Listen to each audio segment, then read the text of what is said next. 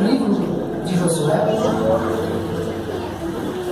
se não me falha a memória, é o 6º livro da Bíblia. Livro de Josué, capítulo de número 6.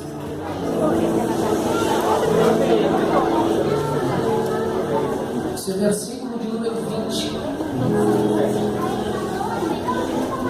Livro de Josué, capítulo de número 6, o verso de número 20. Todos os irmãos encontraram? Amém.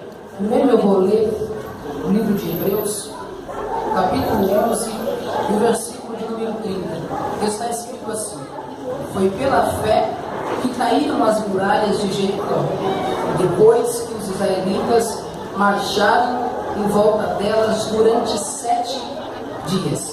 A igreja, por gentileza, lê Josué, capítulo de número 6, verso de número 20. 1, 2, 3.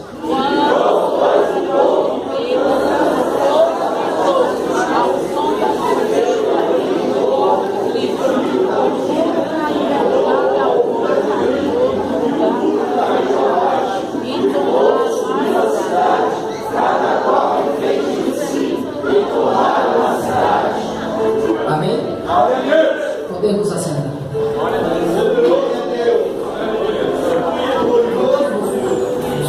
Motivo de muita alegria conhecido no rebanho, mas no corpo de obreiro. Esse é o ministério que Deus deu na minha vida, o ministério da palavra. Muitos têm diversos ministérios de louvor, evangelização, também tenho que evangelizar, mas o chamado que Deus tem na minha vida é esse, e eu não recuso. Pode me chamar para pregar em lá, de qualquer lugar que for, eu sempre estou aceitando o convite, porque é a opinião do Senhor. Quero parabenizar o grupo de gestos. Vocês estão extremamente lindas. E a oração, enquanto vocês estão aí fazendo gesto, quero parabenizar vocês duas também. Vocês têm uma unção que vocês não têm nem a noção. Vocês não sabem nem o nome de Deus ainda é grato para vocês. E tenha certeza que Deus está usando para dizer que ainda quando vocês louvarem, vocês milagres extraordinariamente acontecendo. Porque Deus está com vocês e louva através de vocês. Não só vocês que louvam, é Deus que louva através de vocês. Amém? Obrigado, meu querido William, por estar operando comigo também, por estar me dando essa força, esse apoio. Está lá fora? Mas Deus abençoe. Amém? Tenta aí aqui ser breve, pastor. Não vou esticar, porque a hora não permite. E falar de Josué, irmãos, é uma tarefa um pouco difícil. Ainda mais o tema que o grupo de Cristo escolheu. Porque para falar das muralhas de Jericó, não tem como eu passar um banquinho na Bíblia e tirar a obediência que esse povo teve com Deus. Josué foi um homem tão espetacular que ele teve o seu nome colocado no livro qual Moisés escolheu, ou no livro qual Moisés havia escrito. Josué era um escravo que ainda quando o povo de Israel estava dentro do Egito, ele ali já existia. E por ele ser escravo, ele teve a oportunidade de começar a andar lado a lado com Moisés. E automaticamente, quando Moisés começa a andar com ele e a discipular ele, Moisés enxerga que lá no futuro esse menino teria grandes passos para ser um novo líder de Israel. E para ser líder não é fácil. Os pastores, os líderes que estão na igreja, sabem que para você guiar um povo, você primeiro de tudo, você deve ser fiel a Deus. E esse é a primeira característica da liderança desse homem chamado Josué. Josué, ele era fiel a Moisés, ao que Moisés estava ensinando, e também ele era fiel a todos os desígnios e objetivos de Deus. E Moisés começa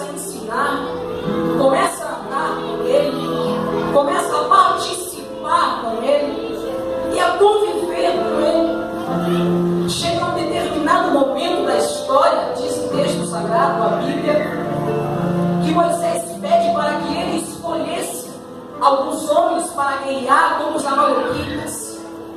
Olha a tarefa que esse jovem logo de cara está tendo, de ter que escolher homens preparados, fortes e preparados psicologicamente, e que não tinha medo de morrer. Porque para ir para a guerra você não pode ter medo, porque é a sua vida que está em risco. E ele escolhe homens capacitados. E a história me diz que os amalequitas perderam a guerra. Então automaticamente ele já começa a ganhar ponto com um homem chamado Moisés.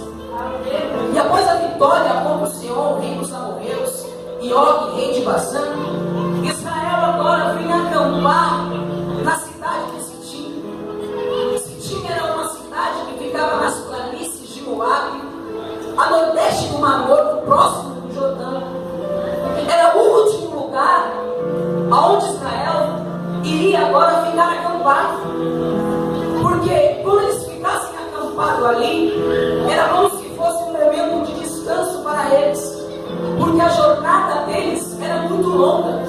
Como os louvores aqui já falaram, as saudações que aqui já tiveram, disse que a promessa que Deus havia feito para os antepassados deles era a terra prometida, a terra de Canaã, a terra que emana leite e mel. Só que para chegar nessa terra, eles tinham que ser provados, eles tinham que ser avaliados pelo próprio Deus, porque Deus não levanta ninguém sem antes ter um particular ou uma avaliação. Dessa forma, Pai. Aleluia, Jesus. Aleluia,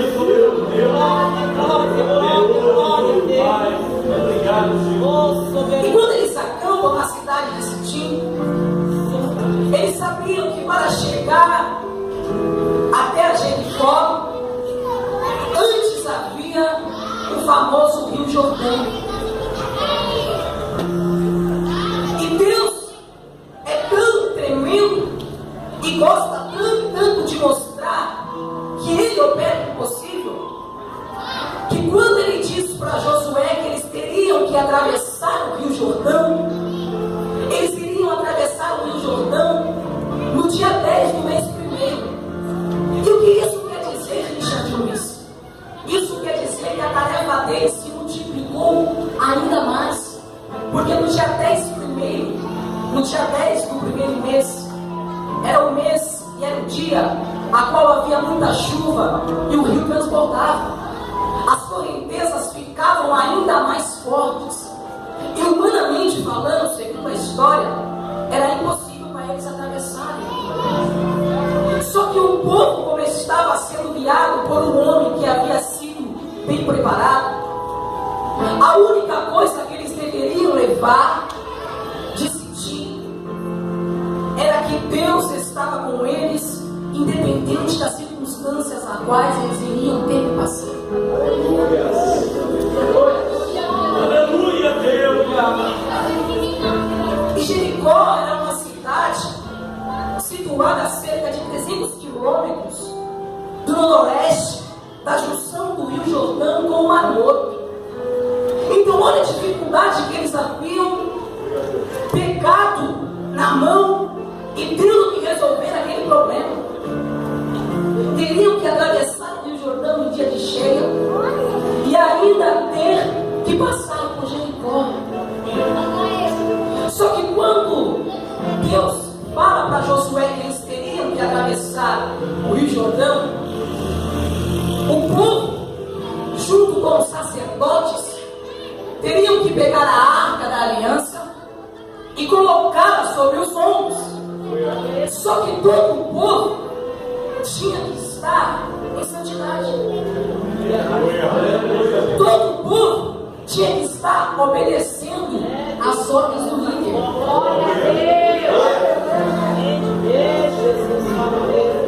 Todo o povo tinha que estar obedecendo às ordens do líder.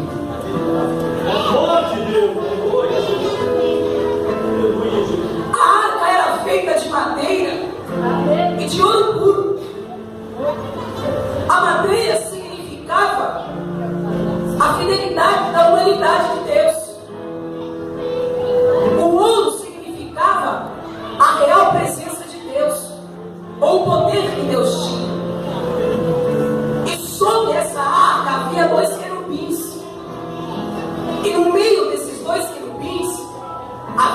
tampa chamada de propiciatório, onde ali, no meio daquela tampa, a presença de Deus estava. E ano a ano, no ano do sacrifício, na expiação do pecado, o sacerdote pegava a arca, não entrava no templo, no lugar santíssimo, e oferecia ali o sacrifício e perdia o sangue. Só que para carregar a arca, você não pode estar em desobediência. Por isso que quem carregava a arca era o sacerdote. Porque a figura do sacerdote no Antigo Testamento era de quem era santo. A figura do sacerdote no Antigo Testamento era de quem era santo. Então o povo, no dia 10 do mês primeiro, junto com o sacerdote na frente e atrás dos sacerdotes, o povo em uma direção, de uma forma cadenciada, eles partem para o Rio Jordão. Aleluia! E quando eles partem para o Rio Jordão, eles não ficaram em sua mente se preocupando se aquele milagre iria dar certo. Porque quem havia dado a ordem para eles era o próprio Deus, através da vida de Josué. E se Josué era obediente a Deus, automaticamente os seus liderados tinham que ser obedientes a ele. O texto diz, a história, a tradução diz que quando eles pisaram os pés nas bordas do Rio Jordão, a cerca de uma distância na cidade de Adã, a água que havia descido construiu uma muralha. A água que estava continuando a descer, imediatamente ela veio a parar. Porque o poder e a soberania de Deus havia se manifestado naquele. E quando eles começam a enxergar a terra, eles começam a caminhar em direção para a cidade de Gilgal, o segundo lugar onde eles queriam ficar acampados. Só que não é só isso. Deus tinha dito a Josué que ele teria que separar e pegar 12 homens, um de cada tribo de Israel, para que esses homens, no meio do Jordão, pegassem 12 pedras, cada um tinha que pegar uma pedra. Mas para que eles tinham que pegar uma pedra? Qual é a preocupação de pegar uma pedra? Uma coisa insignificante. Deus sempre tem os seus propósitos. É eu e você que não entende. E quando eles pegaram aquela pedra, Josué sabia o que tinha que fazer. Após eles atravessarem o Rio Jordão, eles ficaram acampados na cidade de Gilgal. Era uma cidade que ficava entre o Jordão e entre a cidade de Fortaleza, ou a cidade de Jericó. E ali, naquela cidade de Gilgal, eles iriam levantar um monumento, um altar. Aquelas pedras iriam ficar ali no altar, no monumento do Senhor. Por quê? Eles também perguntaram para Josué: por que as pedras irão ficar aqui em Gilgal?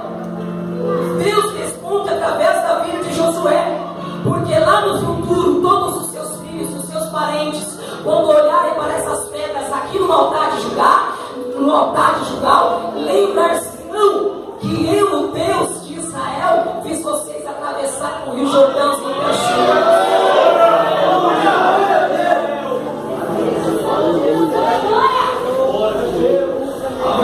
Aquilo ali significaria no futuro, quando uma criança ou alguém chegasse e perguntasse: o que significa isso? Eles iriam ter uma resposta. Porque o Deus que foi na vida de Moisés, foi na vida de Josué, automaticamente pediu para Josué tirar essas pedras do Rio Jordão. Para quê? Para que hoje, essa pergunta que você está fazendo, você lembrasse que quem havia feito eles passarem pelo Rio Jordão e pelo Mar Vermelho foi o Deus de Israel. Eles chegam e se acampam na cidade de Gilgal.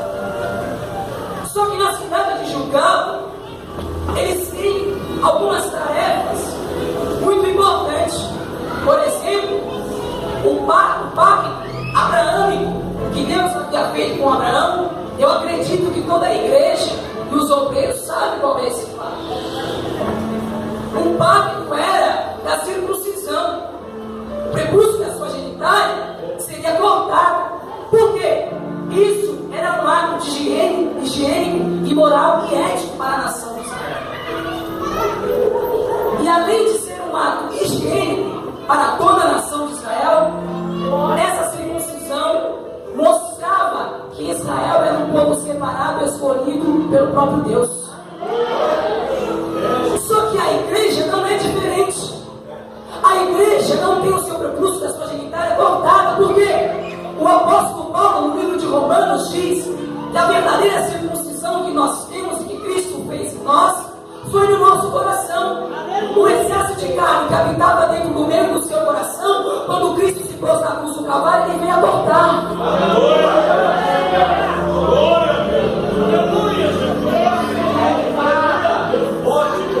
Filipenses capítulo de número 3, versículo de número 3 diz: assim como a igreja tem a verdadeira circuncisão. Mas por que, Filipenses? Porque a igreja serve a Deus em espírito, glória a Jesus, e não confia na carne. Eu acho que esse adolescente que está do seu lado ainda não entendeu. Diga para ele: você serve a Deus em espírito. Você gloria assim em Jesus. Diga para ele, diga. Não ouviu? Você serve a Deus em espírito. Agora você fala para ele: gloria assim em Jesus. E além de tudo isso, você não confia na carne.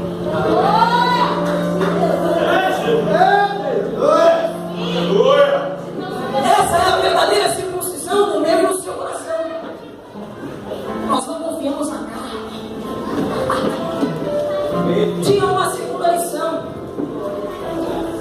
Eles comemoraram a Páscoa. Aleluia. A Páscoa só havia sido comemorada 2 vezes. A primeira, antes do povo de Israel sair de dentro do Egito.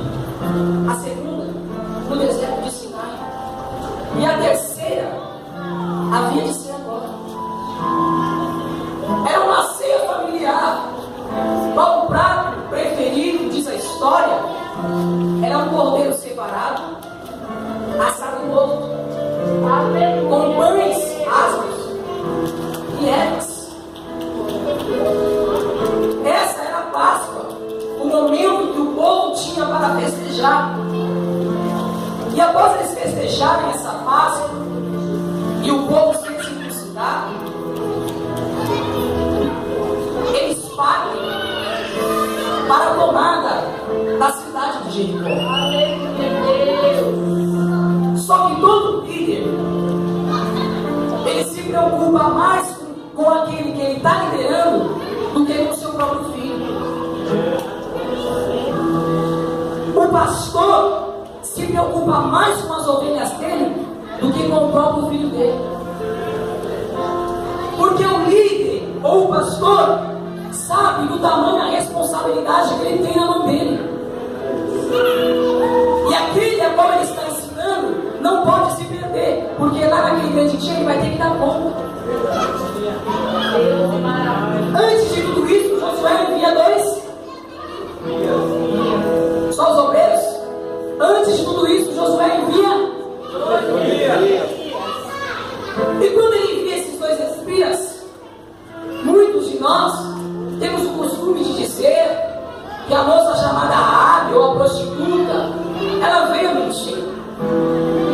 Mas se eu disser aqui no púlpito que ela veio mentir, e mesmo ela mentindo, Deus falou com ela, Deus está indo contra a lógica que ele mesmo criou. Porque Deus não gosta de mentira. E se eu e você dizemos que ela mentiu, por que é que Deus salvou ela? Pense por 30 segundos.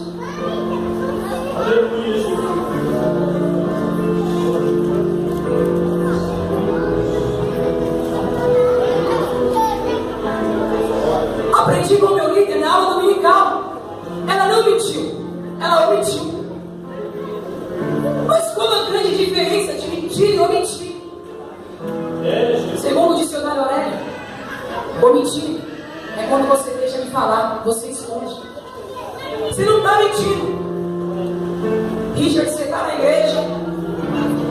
Depende de que parte da igreja você está falando.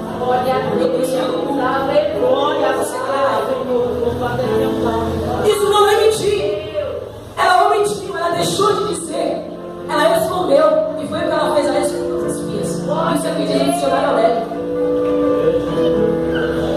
E quando esses espias voltam, eles relatam a Josué a aliança que eles haviam feito com a prostituta, de que ela e toda a sua casa não morreria.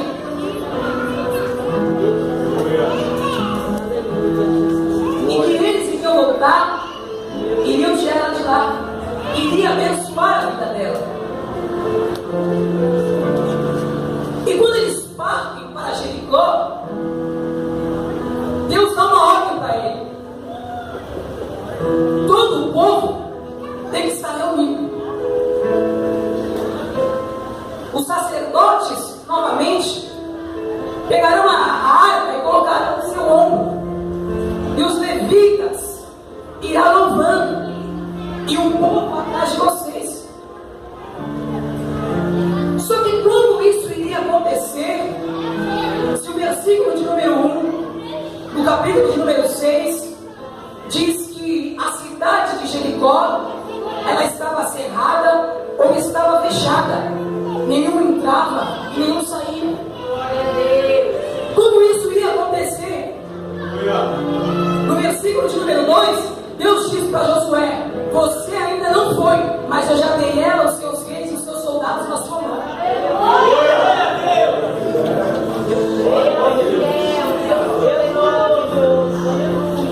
Mas como é que isso vai acontecer? Muralhas com cerca de 9 a 12 metros de altura, muros maciços, difíceis de serem derrubados. O povo daquela cidade tinha uma autoconfiança nos deuses cananeus. E um dos deuses cananeus era o deus Baal. Esse deus Baal dizia que cuidava da fertilidade da terra. E além de dizer isso, ele sacrificava crianças. O povo daquela cidade tinha medo. Por quê? Porque se Israel conseguisse entrar dentro da cidade de Jericó, o Deus o qual Israel iria apresentar para eles é um Deus que tem boca e fala, é um Deus que tem pernas e anda, é um Deus que tem nariz e cheira, é um Deus que tem ouvido e os seus ouvidos não estão agravados para ouvir as nossas orações. Então, se eles entrassem ali, a coisa iria mudar, iria ficar diferente. Ele disse: pegai um pouco, durante 6 dias, por dia vocês irão lá e rodearão a cidade uma vez. Vocês rodeiam a cidade e voltam para o acampamento em Judá. Segundo dia, rodeiam a cidade e voltam para o acampamento de Judá. Terceiro dia, a mesma coisa, vai e volta. Não poderia ir e ficar. Só que tem um grande detalhe aqui, uma grande diferença. Por quê? Quando eles atravessaram o Rio Jordão, o texto diz que os sacerdotes foram à frente com a arca. Já aqui, o sacerdote não foi na frente, o sacerdote foi no meio. Quem ia na frente? Os soldados com armamentos. Por quê? O armamento do povo da cidade de Jericó era extremamente forte. E como tem um texto que diz, é melhor você vigiar primeiro e depois você orar. É orar e vigiar? Vigiar e orar. Lembra o que eu disse? Nenhum líder gosta de pôr a vida dos seus discípulos, da sua ovelha, em risco. Por isso, como o seu líder chamar a sua atenção, não fica nervoso com ele, não. Ele está chamando a sua atenção porque ele te ama. Eu não vim aqui para querer dar um chavão para fazer você da glória. Não. Porque eu também sou liderado. E às vezes ele vem me dar bronca e eu não gosto.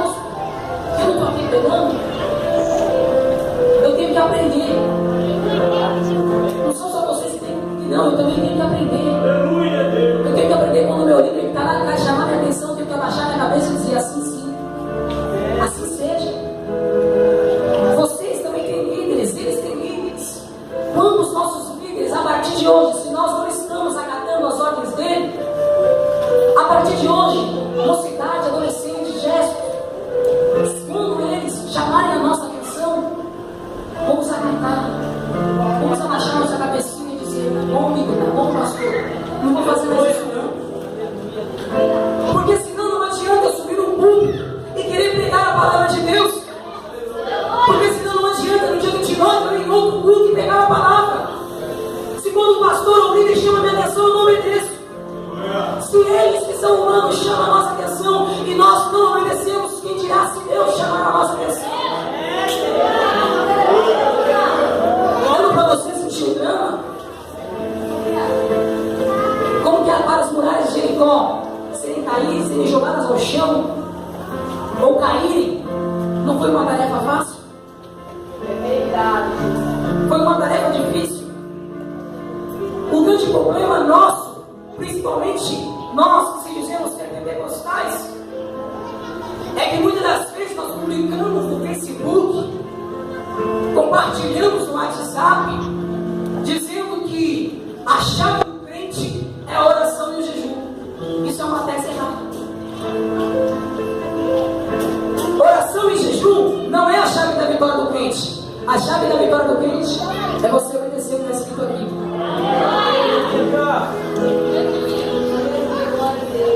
Quem escolheu o tempo foi vocês, não foi eu. Quer ver as coisas começarem a acontecer? Obedeça aqui. É muito fácil eu chegar na igreja, pegar o microfone, falar do varão sol do hino 2, do hino 3, ejacular e expressar a minha voz, cantar bonito igual um passarinho. É muito fácil todo dia, ou todo sábado, pegar o metrô e ir lá para o retiro, dar uma ceia e ficar estudando a palavra no seminário. Só que quando eu vou ler a palavra diz para mim: não formiga, eu vou lá e formigo. Eita Deus! O que adianta? O que adianta você pegar o metrô e fazer aula de canto com Sérgio Sass, com homens que entendem de música, se quando Deus fala para você obedecer a Ele, você não quer obedecer? O que adianta carregar o nome de Coral nas costas? O que adianta eu carregar no Jardim Brasil o nome ou o título de preleitor, se quando Deus manda eu obedecer a Ele, eu não quero obedecer? Aleluia!